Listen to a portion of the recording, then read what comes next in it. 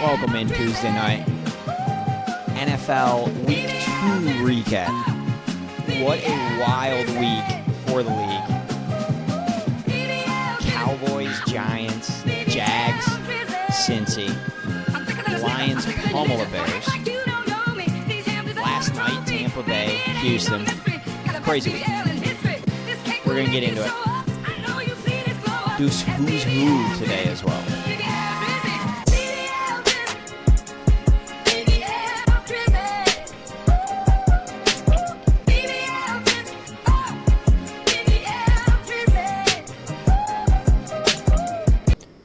All right, gents, I'm excited. NFL Week 2 recap. We're going to get right into it. There's been something on my mind over the last 24 hours. There's been two things on my mind the last 24 hours. First, I can't escape this thought, and it is in the 1940s, like through the 1960s, 70s, when people would see UFOs, they would describe them as flying saucers. When's the last report that we saw we'll call them UAPs now, or UFO that was a flying saucer? They're orbs now. Alien tech is improving. It keeps me up at night. Second point that I can't stop thinking about in the last 24 hours. When are we going to give Jared Goff his flowers and just admit that he is a good quarterback? I'm getting so sick of it. I want to get you guys' thoughts on this. Why, when any of the other top-tier guys in the NFL, one of their wide receivers or tight ends has a great season, it's because of the quarterback. But every single time a wide receiver for Jared Goff, whether it was L.A. or now Detroit, has a good day, a good season, it's because of them, and they're carrying Jared Goff, and it's not because of Jared Goff. Can we just admit that Jared Goff is a top 8, 7 quarterback in the NFL? Stark, lead us. Yeah, I mean, I agree. I think there's the one thing that holds him back from the conversation with the rest of the guys and why he doesn't get that national attention is because he's an old-school pocket passer. All these other guys are exciting with their legs, like Josh Allen, Lamar Jackson, even Mahomes, and I don't know. I think he'll always be viewed this way. I don't think he'll ever get the flowers he deserves.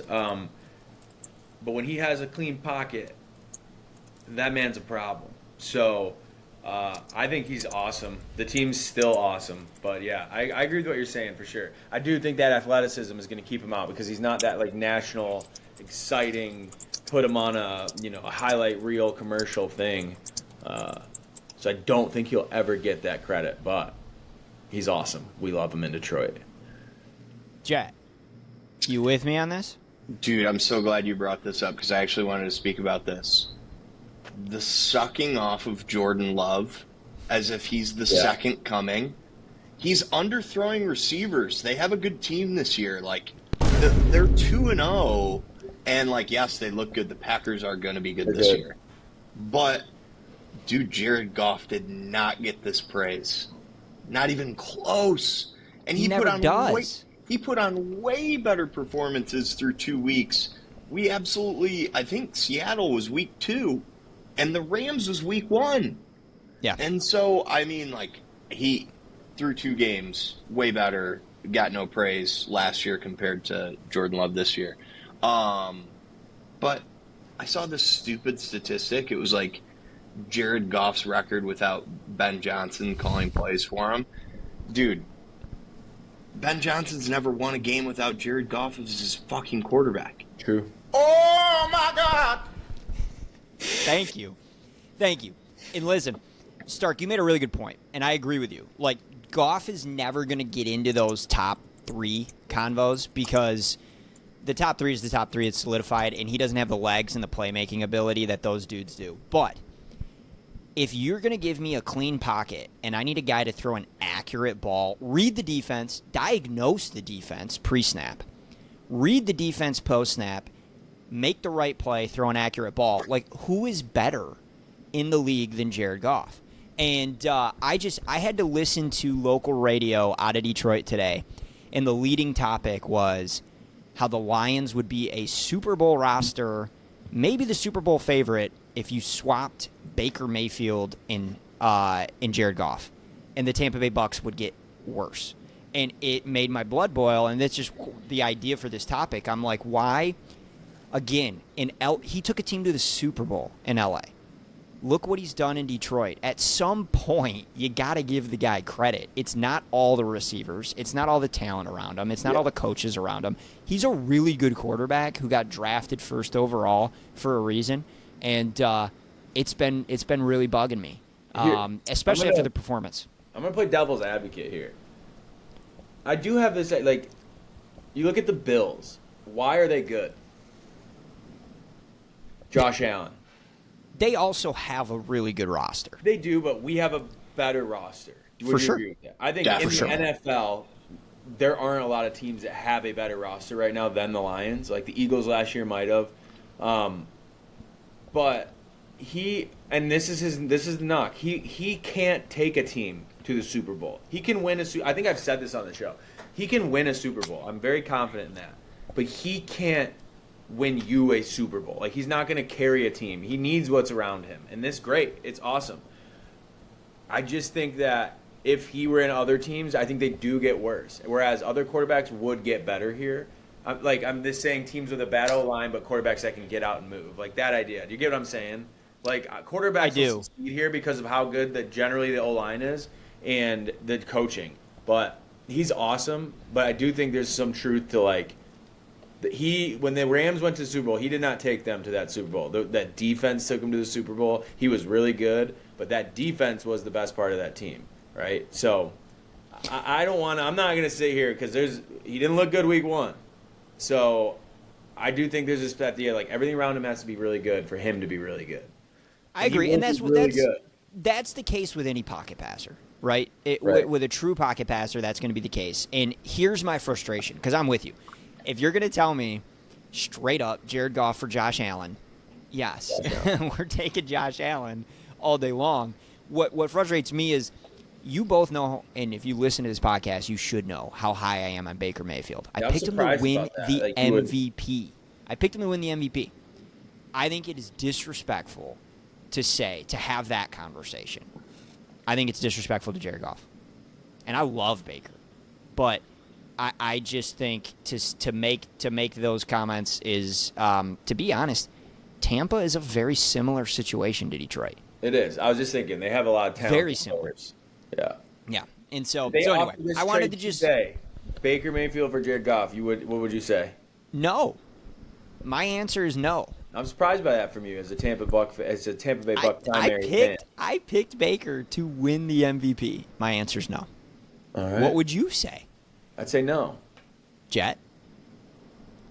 I'm not involved in this conversation. He'd say yes. Wow. No, I didn't say anything. I'm not involved. My quarterback's my quarterback. This trade's not on the table. I'm sticking to it. Wow. You know what? Right. You know what this question's like? If I'm sitting at dinner with my wife and somebody comes up and they're like, "Come on, what about her over there?" It's like, well, the reason I'm going to say no. I'm at dinner with my wife. I was testing Adam because we all know he loves the Bucs. So that was more of like Adam, I'm testing you question. My official statement is I'm at dinner with my wife. That's fine. All right.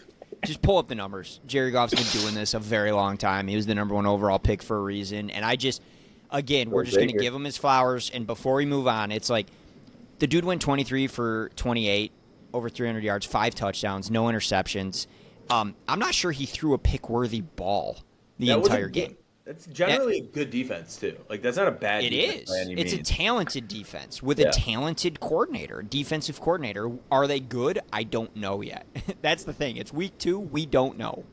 I also think Goff's accuracy is so understated because Ben Johnson is running the same offense as he was in Detroit as he is now in Chicago. And Caleb Williams, a much more athletic quarterback with a much greater arm, is not able to make the throws. No, I agree. He's making bad reads, and he's not able to hit slants and standard crossing routes.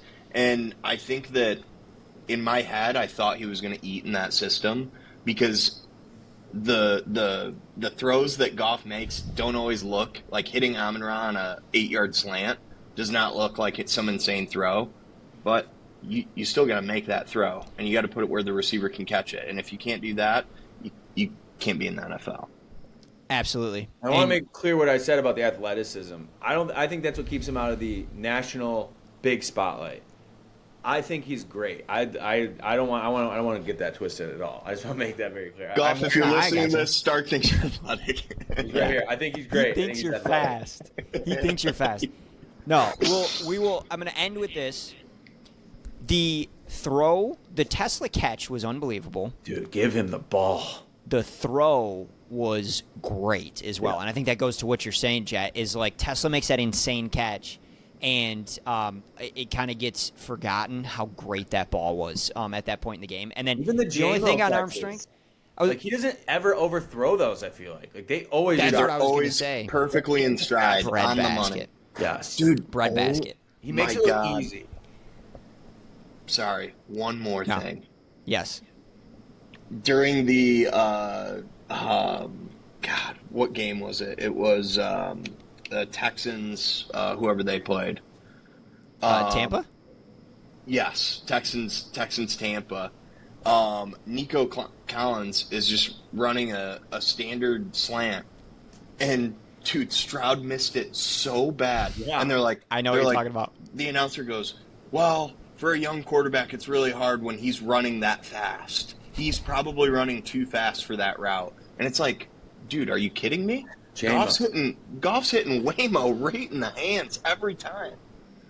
In that touchdown throw to J-Mo, he's standing at the 50 and just flicks it. Yeah. Like, the arm strength is there. So, anyway, I just wanted to open the show, the NFL recap, Week 2 recap tonight with that. If no one else will, we will give Jared Goff his flowers. He is a damn good quarterback. He's top 10 in the league. He gets in conversation 8-7. These two. Yeah, the boys showed out. And we're going to get into the game breakdown, but before we do that, we're bringing it back for this NFL season. It is time for the Who's Who. Jet, lead us off. You said NFL season, but mine is going to actually be college football related. And I think you boys will... Football season, I should have said. Yeah. I think you boys will love this one. And you know what? I'm actually down. You don't have to, but if you want me to ever explain mine, I know they sometimes get a little complex. Is Sharon Moore the Rich Rod of Will Muschamps?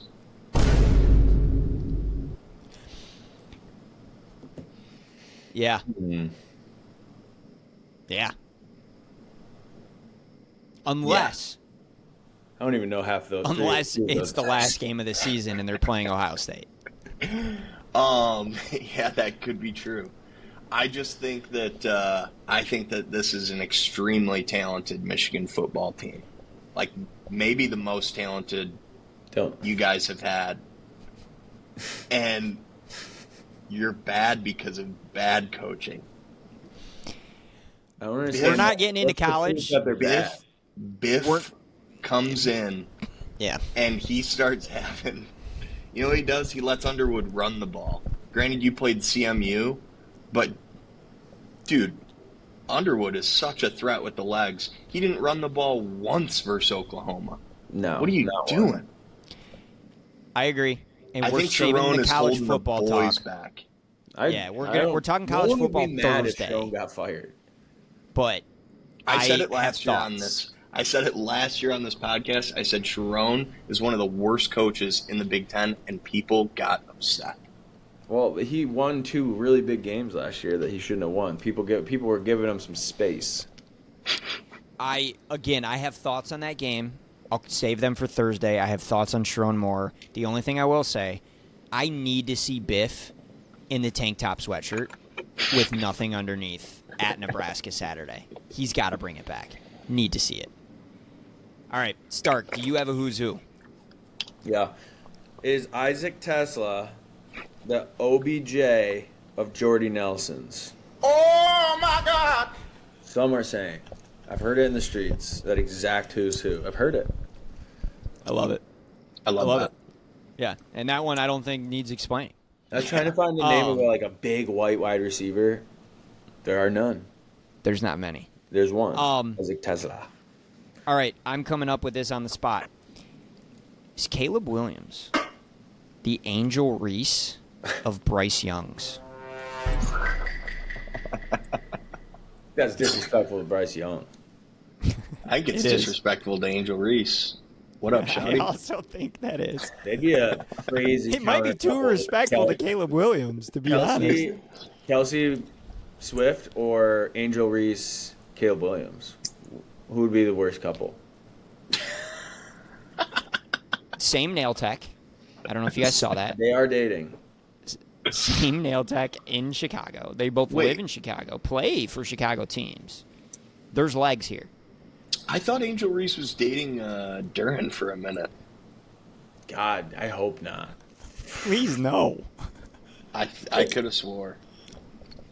Also, Angel Reese is like 4 inches taller than Caleb, so that would be interesting how that dynamic would work. But That'd be awesome.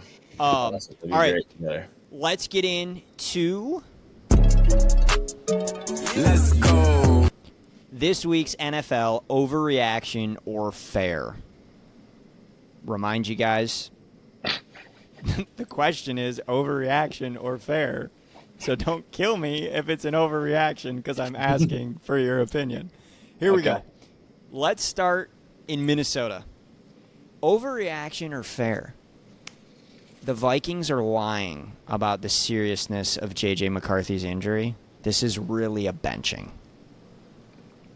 Stark. Fair. Quick analysis. I don't understand when these quarterbacks finish games and all of a sudden they have this serious injury. Like, you don't see any sign of an injury.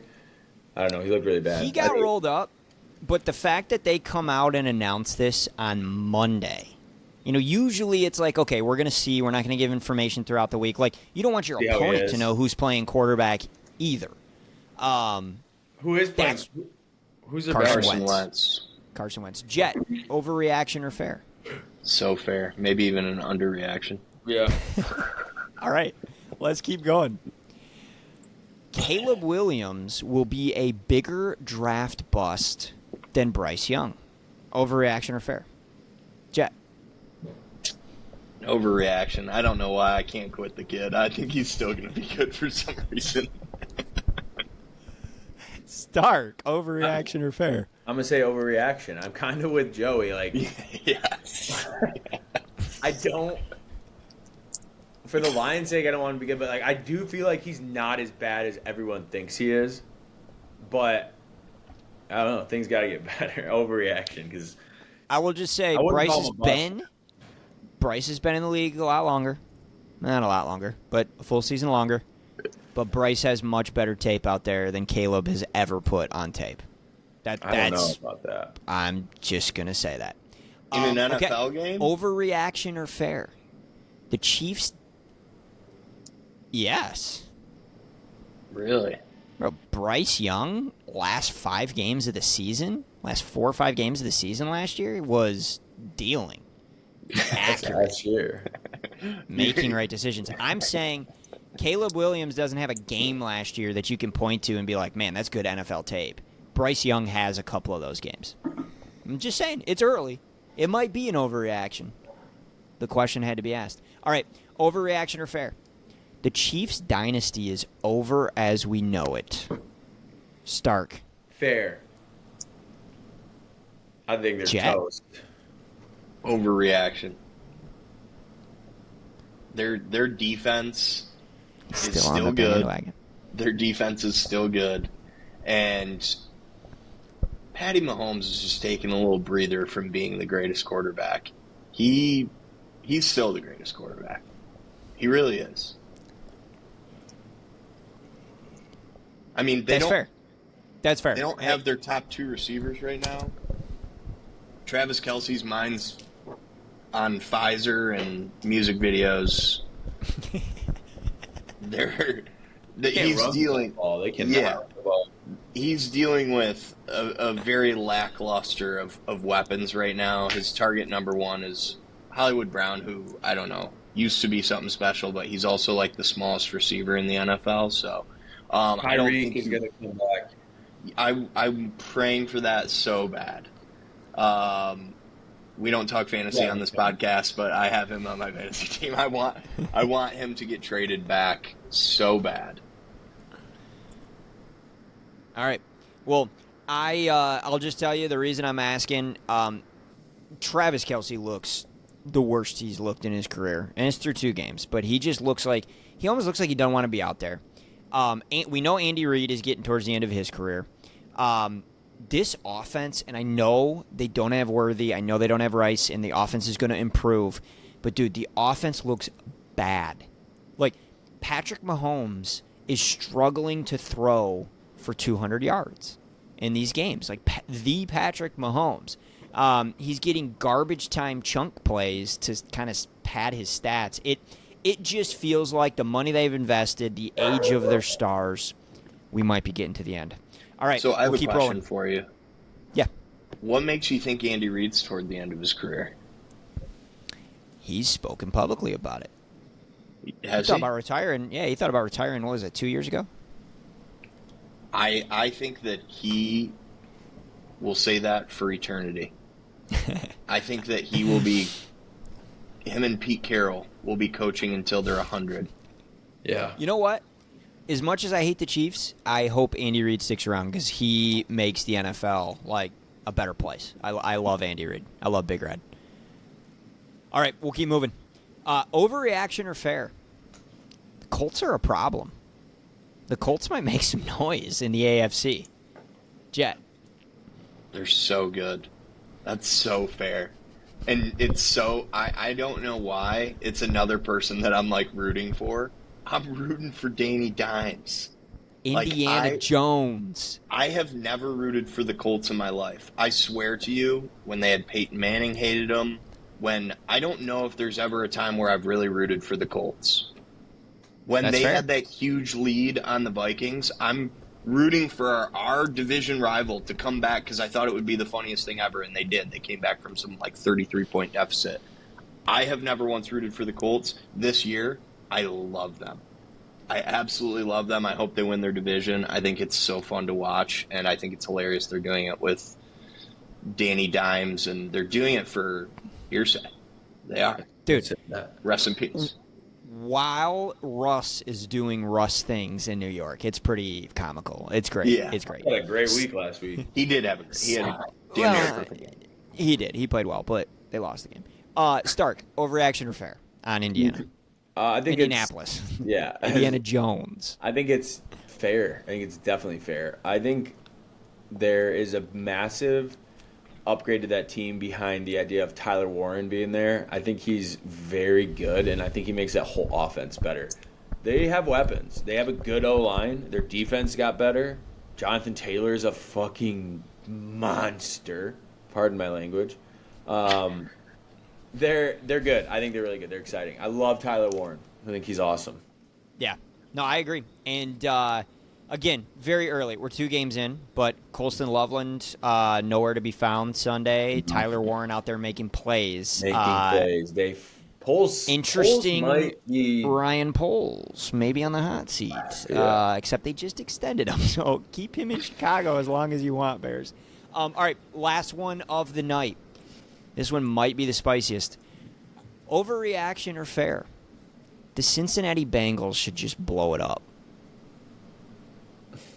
They have too much money invested on one side of the ball. They can't stay healthy. Yeah. The Cincinnati Bengals should just blow it up. Jet? Overreaction. This is their best start ever since they've had Burrow. They're 2-0. I mean, they can afford to lose some games and still go on a run. I don't like the Bengals. I don't think that they'll win their division, but I also, if I'm a Bengals fan, this is one of those times where, like, when you have a backup quarterback going in, you're, like, going through the schedule and you're like, we can salvage a win here. We're going to lose to Detroit. We can salvage a win here. And you're just, like, trying to pick up, like, 1 or 2 games that you can win with a backup quarterback. And then, like, once you get Joey B back, you're like, the offense is going to be clicking on all cylinders. We're going to be ready to go. So I wouldn't blow it up, or I wouldn't want to if I was a fan. Stark. Joey, I don't know about this year. Like, Burrow's out for 3 months, at least, minimum 3 months. Like, that's the year. You know what I'm he's saying? coming Like, back this isn't a 3-week end thing. of the regular season. Like Yeah, if they're like, this in the is- wild card hunt, then we might see Burrow. Like I don't know why. I last thought it couple said games. 6 weeks. No, 3 months. Or I was thinking of Purdy. Purdy's out Yeah, for I was 6 just gonna weeks. say. I had a feeling you were thinking of Purdy because he's like 2 to 3 weeks with the toe injury. I think it's fair. I just don't see that team giving up on Burrow. It's got to be luck, right? Like with getting hurt like this all the time, they're not going to give up on him. They're going to try to find a way to be successful this year. I'm going to guess. I would not be surprised if they make a trade or find somebody. Go get Jameis for fuck's sakes. That'd be very exciting. If Kirk Cousins. Say there's 2 QBs out there that could go get Cousins there's probably or even more that we're Jameis. not thinking of that could step in. Instagram loves Shadur to the Joe Bengals. Joe Milton to the Bengals. I don't know. I could see them. I swear Jameis would be so electric on this team. I would blow it up if I'm them. I wouldn't keep doing this year after year after year. I would start over. Their defense is bad. I don't know, but they just signed Higgins to a big deal. I mean, they just signed Jamar. What are you going to do? You're going to get rid of both of them? So let me give you the pathway, and when I say blow it up, Because that's what you mean by This blow is it what up. I mean. Those two, pretty much. no, not necessarily. Just one of What them. I mean is, yeah, here is what I would do if I was the Bengals, and of course I Burrow. gave you guys this overreaction or fair, and I'm going to take the middle of the road here. If I were the GM of the Bengals, I'm trading T. Higgins. I am open to trade offers on anyone not named Jamar Chase or T. Higgins. And I'm getting as much draft capital as I can at the trade deadline this year. I'm letting Burrow rest up, and I'm going for a top 5 pick. And we are investing in our offensive line so one time in his NFL career, Joe Burrow can be protected. Yeah. That's why he's injured right now. That's why he's always injured. 2-3 years ago. Their offensive line is abysmal, and you're going to continue to deal with injuries if you don't invest in the offensive line and get some premium players there. And that's tough to do picking at the end of the first round. So that's what I would do if I was the GM. Do you remember the Sewell draft? There was a bunch of Bengals memes where it was like the quarterback throwing the Yes. ball, and it's like Sewell protecting him, and then it was like quarterback throwing the ball, Jamar Chase going up and catching it, but the quarterback's getting sacked. That is very true. I mean, the Bengals haven't had an offensive line at all since Burrow's been there. So yeah, that's a really good point. But what I would love and hate to see also at the same time is Kirk Cousins go there. He'd be electric in the offense. Yeah. See, I'm a Jameis guy. I think you got to have a quarterback that can get those dudes the ball. Yeah. The offensive line sucks. Is 40-year-old Kirk Cousins going to sit back there and deal? I'm not sure. Jameis is going to go for 500, 5 touchdowns, and 4 interceptions, and you're going to have electric must-watch TV every Sunday. I need Jameis on the Bengals. Need it. Yeah, last Please. Bengals-Browns game last year, didn't he have the record for yards in a game and interceptions? I believe he did, yes. Yeah, that was a primetime game. He threw like 3 pick sixes, but he also threw 5 touchdowns or something like that. It's crazy. Isn't he He's the only a quarterback one of ever to one. be like? Didn't he throw 45 touchdown passes in a year, but also threw 45 picks in a year? 30-30. Yeah, The first 30. ever 30-30 season. And I 30 remember touchdowns, vividly 30 watching, INTs. He threw a pick 6 for the 30th pick, and to lose the game of the last game Yeah. of the season. And then Tampa said, we're done. But We I are swear to done. God, he can help a team win if they have nothing else. Absolutely. I think, what do you have to lose? Jameis is going to win you more games than Browning Browning. or Kirk Cousins because the I don't know, roster Kirk that Cousins would be an option. that you have, you need a gunslinger if you're going to win games. You need someone who's going to take chances, somebody who's got that talent that Jameis does. I would go Jameis. I think the good point that you have is that the offensive line is pretty bad, and it would be tough for Kirk Cousins to be mobile and get open. But I also think he's just such a better pocket passer that he's going to be probably making the quick right throw, to whereas it could go bad for Jameis. I mean, he could have some bad games. But for a He fun could get 3 factor, picks in 2 quarters like Browning did. yeah. Yeah, well, no, this was fun. I like this segment. I think this one's going to stick around. Do you guys like it? I do too. Yeah. All right. We'll continue to do this every week. All right, let's go to the closing segment. We're going to break down and react to the entirety of the Lions-Bears game. Call me asparagus. Jet, I want you to kick us off because you were there in person. It looked like an insane environment. And Ford Field always is, but it looked like it was another level this weekend. Obviously, with the storylines, Ben Johnson coming back, being the home opener and really a must-win for the Lions. Talk about the environment. How was Ford Field? Loud, like incredibly loud. Last year, I was a little disappointed. I thought we had maybe a little jitters at the beginning of the year. It was so loud in there. I mean, full disclosure, I left in the fourth quarter. I didn't care to stay for the whole game, so it could have maybe died down. But it was still rocking when we were kicking their ass. Third down, we're getting loud. I mean, it was probably the loudest I think it's been maybe since the first playoff game versus the Rams. And, I mean, Ford Field was hype. The whole city of Detroit was alive in the morning. It was awesome. Hell yeah. It seemed that way watching on TV, and what a product on the field.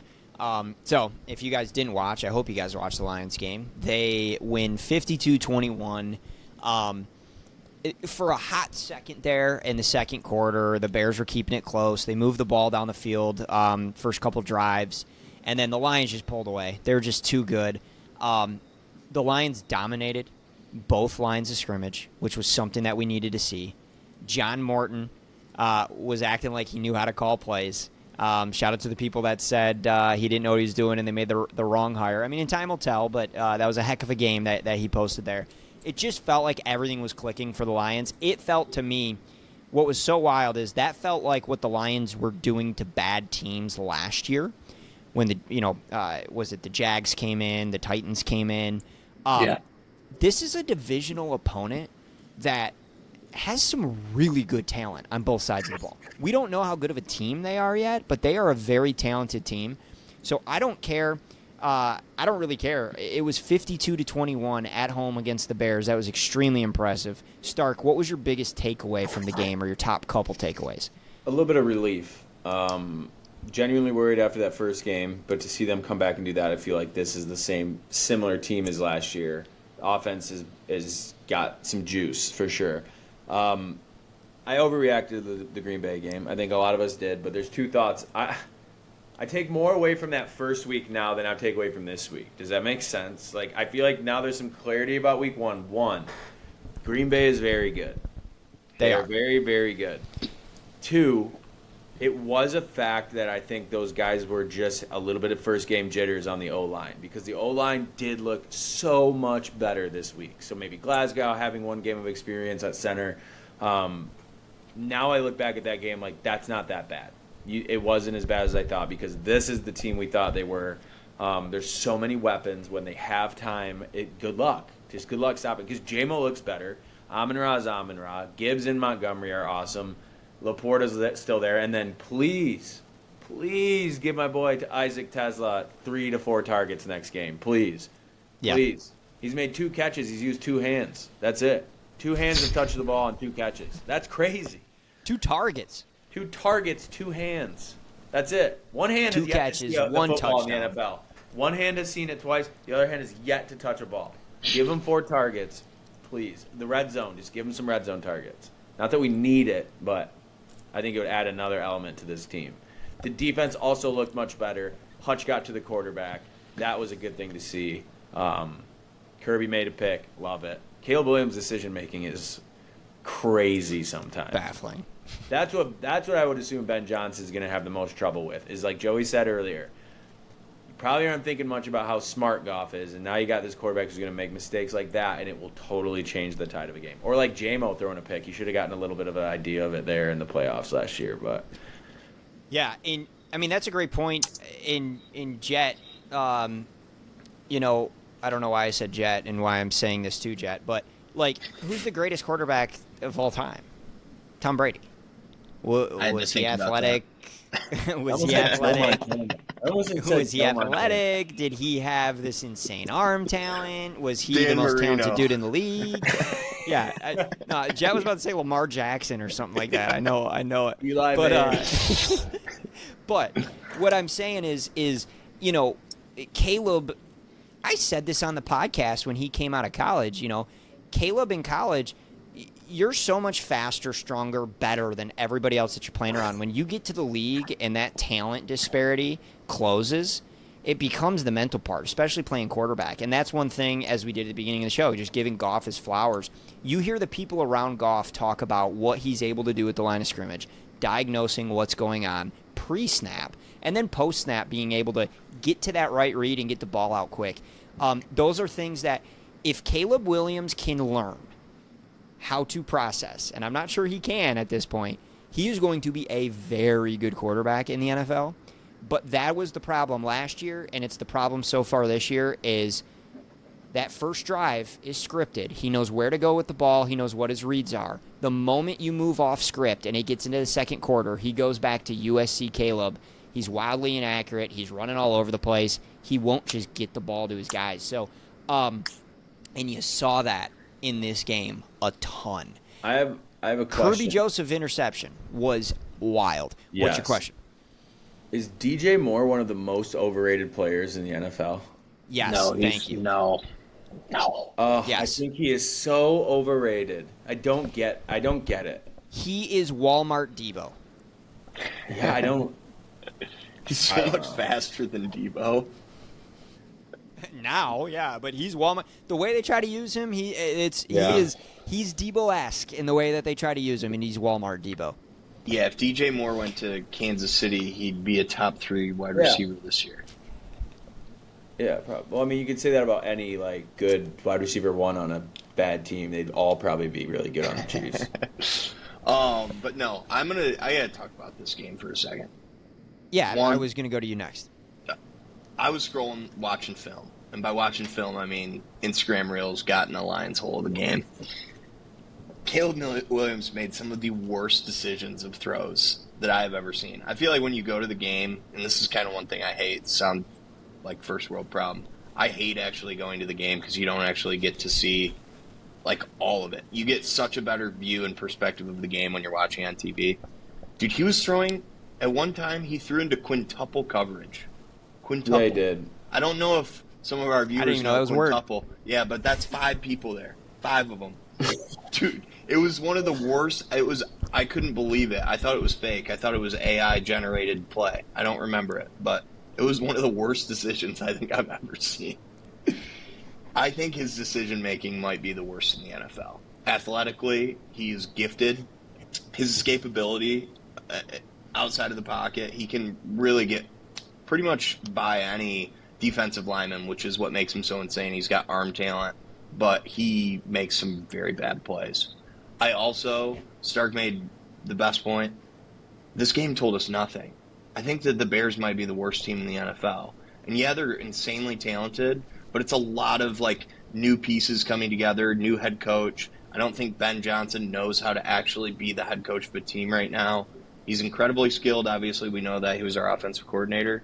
But they do not mesh. The offensive play calling is not working for them. Their defense, they've got some great players, but obviously they just got a 50-burger put up on them. I think that we played maybe the best team in the NFC, and then we played the worst team in the NFC. So I don't even know what the Lions are right now. I'm happy that we made that, because if we didn't do that and didn't have a statement game, I was pressing the panic button hard. But that was a fun game. That was a really fun game, and it was much needed. Yeah.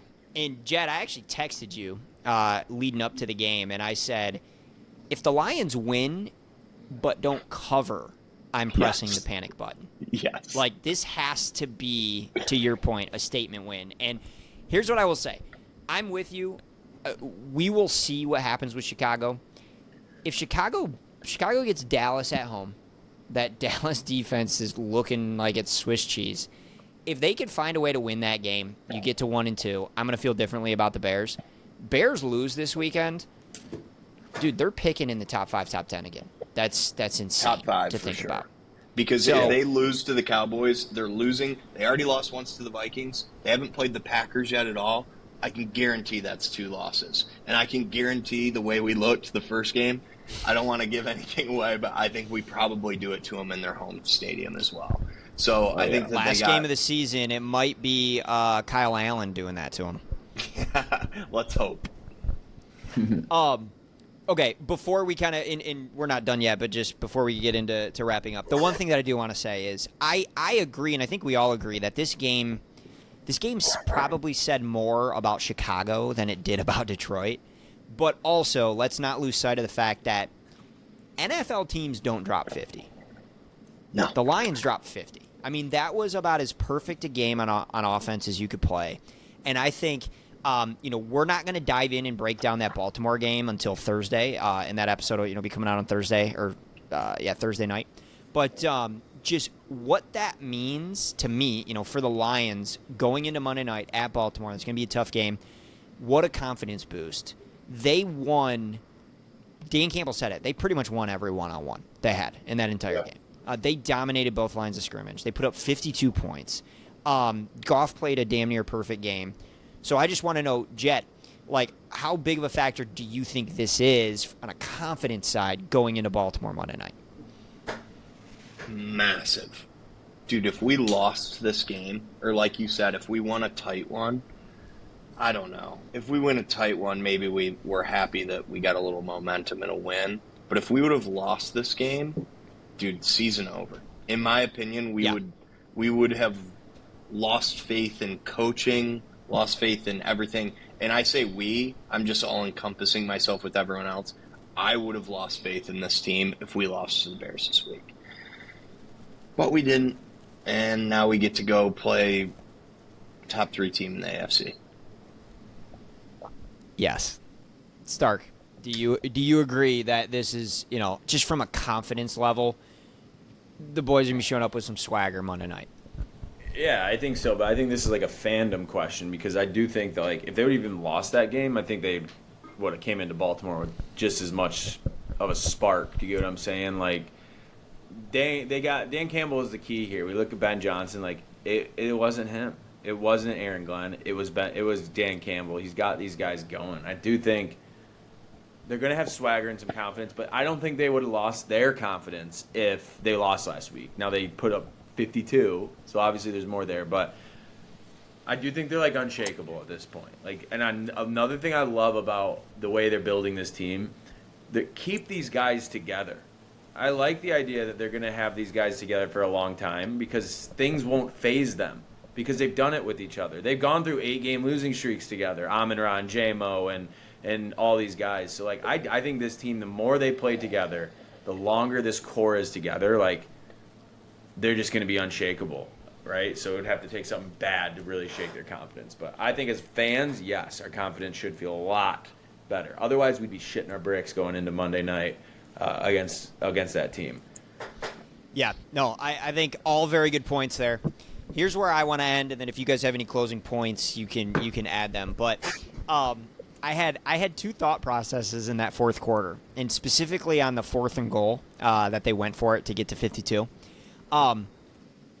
Man, it would have been really awesome to pull out something from the bag, a little trick play, rub it in Ben's face, and we didn't really, outside of Amon-Ra in the backfield getting handoffs, running inside zones, there was no kind of out of the box play calling, crazy play calling, trick plays. So I was going kind of 2 directions. I kind of wish we did that just to rub it into Ben's face and pull something out of the bag. But at the same time, I also think it says a lot that they did that without running any trick plays, without doing anything crazy or exotic on offense. That was, there were a couple really awesome play calls in there, but for the most part, that was a pretty vanilla game plan on offense, and you dropped 52 on that defense. So I honestly don't know what's better, if you pulled out the trick plays and rubbed it in Ben Johnson's face, or the fact that you ran a vanilla offense and dropped 52 on Ben Johnson. So closing points from the 2 of you. Stark, I'll let you go first. I'm so excited for the rest of football season. Sunday was awesome, and Yeah, it's the best time of year. So Lions It is. are in it, and I think that we got the Tigers still cooking. Yeah, it's a great time to be a Detroit fan. Jet. Would have been so awesome if we had Sewell throw a touchdown pass.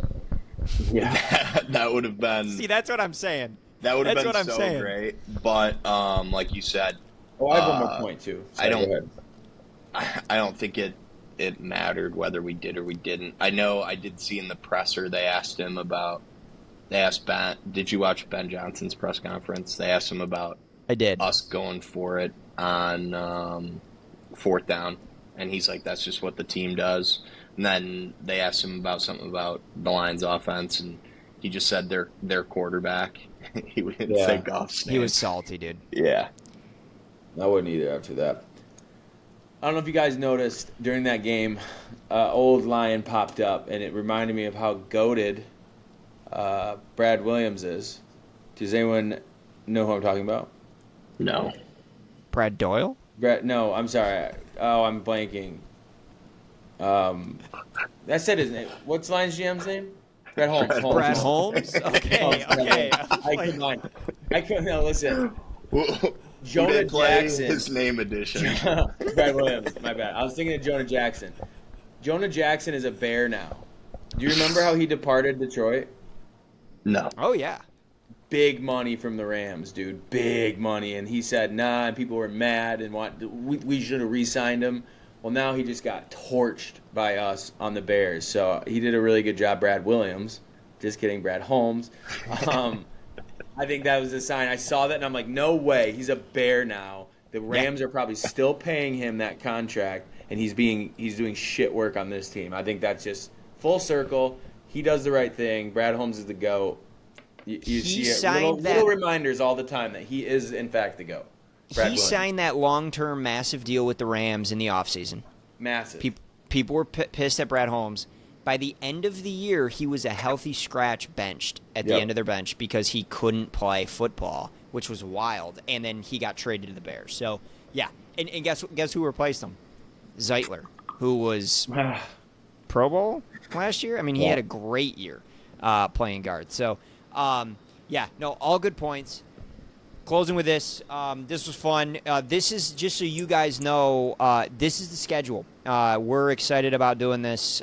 Tuesday is going to be kind of weekend recaps, and they're going to be like today was all NFL. We're going to mix in college football on these as well, but there was just a lot of NFL to talk about today. So today was NFL recap for week 2. Normal episodes will be Thursday. That's where you get some Tigers talk. That's where we'll get a little bit more college football, and that's where you get the picks. And that's going to be the schedule for football season. I can't wait. We did this last year when the Lions did Monday Night Football. I think we should do it again, a little live stream during the game, or at least the first half, if you guys are down. Yeah. Jet, go ahead. Depending on schedule and availability, we might start doing a pregame show on Saturday for college football. Great call. I forgot about that. Stark, I know you were golfing. Jet and I did our own version of College Game Day. We didn't have a ton of people there, but SEC Ty, Rebelette Ty, joined us. And, yes, if you guys are down, I'm always down. Better than College Game Day. Ty also went 1-4. He was doing picks for you and pretty much picked the opposite except for one game, and then you went perfect. We told you if you don't pick, you're going with Ty's picks. You sent him in at the last second, and you went 5-0. We said if you didn't get him off, we were going to use Ty's, and then you sent him in right when we were ending the show. I was like, read him off on air for the people. And so you did give out a nice card. Nice. 5-0 card for Stark, which will be, we'll discuss kind of the race for the punishment on Thursday. But, all right, gents, this was fun. I'll see you guys in a couple days to preview Week 3 and Week 4 college football.